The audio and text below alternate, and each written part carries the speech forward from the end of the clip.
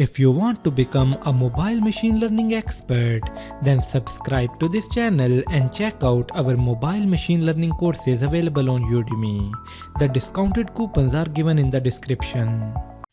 So now after looking at Python numbers, the next data type is Python string. So in order to declare string in Pythons, you can use single quotations. Like here we are creating this str variable and then we are specifying the value inside single quotations. So this string will be created. And now if you want to print the value of this string, you can simply use this print function and specify the variable name.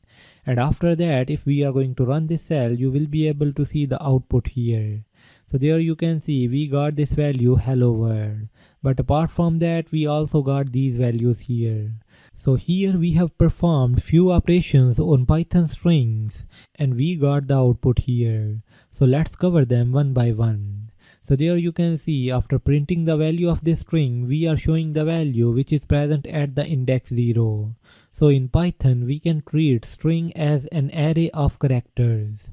And as inside an array, we can get the value by specifying the index. So here you can do the same. So we specified the index 0 and we got the value h here because h is present at the index 0.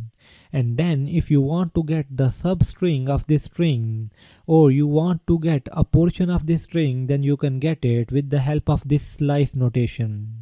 So you need to specify the name of the variables and then inside these square brackets you need to specify the start index and the end index. So for example, if we specify 2 to 5, now it means that we want to get the value of this string starting from the index 2 till the index 4. So here the ending index is not inclusive. So if you specify 2 till 5, then it will gonna start from index 2 till the index 4. So there you can see when we printed this value, we got this result LLO.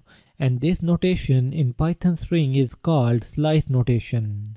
And similarly, if you want to print this string starting from the index 2 till the end, then you can leave this value empty and it will gonna print the string till end. So there you can see we got this output here, or our string is printed till the end.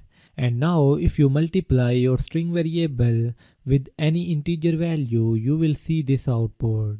So basically we multiplied string with 2 and it actually repeated that string. And if you specify 5 here, then you will be able to see this hello world 5 times. And if you want to concatenate the string, then you can simply use this plus operator. So there you can see we got the value hello world test. So these are some basic operations which you can perform on Python strings.